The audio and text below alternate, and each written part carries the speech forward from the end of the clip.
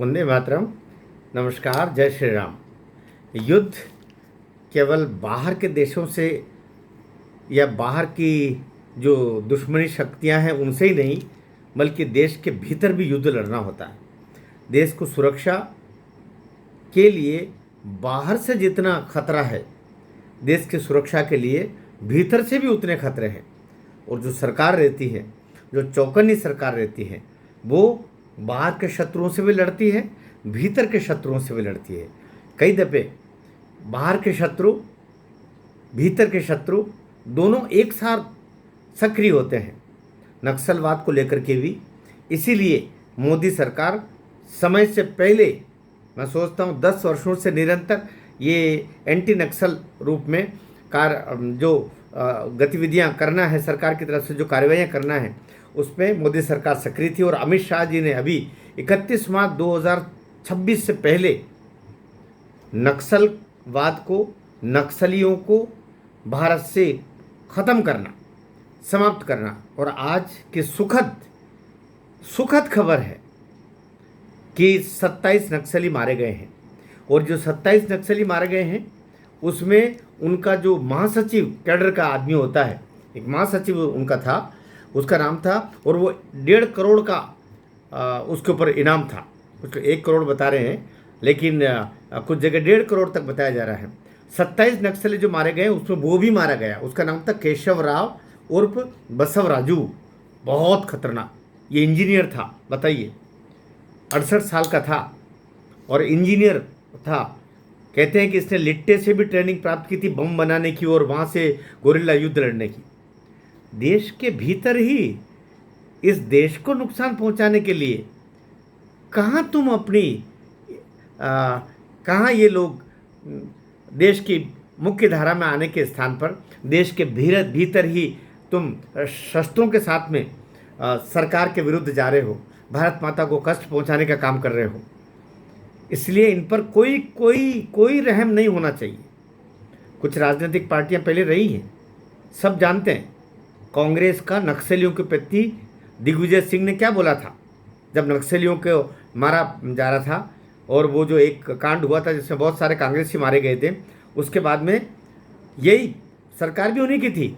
और लेकिन एंटी नक्सल जैसे उन्होंने शुरू किया था कि दिग्विजय सिंह जी का वो कोटेशन याद कीजिए, ये भटके हुए हैं, अपने ही लोग हैं।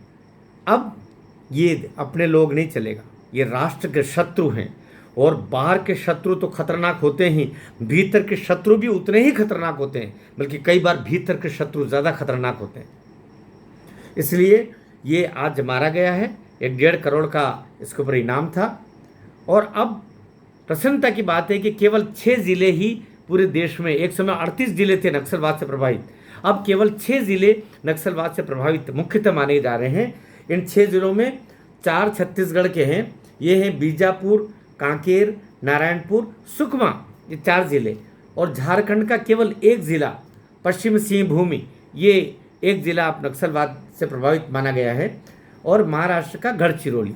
इन 6 ज़िलों को छोड़ के 38 ज़िलों में से शेष 32 ज़िले लगभग ऐसा शासन का जो अलग अलग कैडर होता है वो जो नक्सल से मुक्त है, ऐसा माना जा रहा है। लेकिन ये 6 ज़िले अभी नक्सल प्रभावित हैं और इनके लिए अब सरकार सक्रिय हो गई है। झारखंड, तेलंगाना, आंध्र, उड़ीसा, छत्तीसगढ़, महाराष्ट्र, ये जो जिसमें आपका छत्तीसगढ़, महाराष्ट्र, तेलंगाना और इससे जुड़ा हुआ आपका जो उसका उड़ीसा का हिस्सा भी है, तो ये इन सब को अब मुक्त कर लिया। और उसमें से अब 6 ज़िले शेष बचे हुए हैं।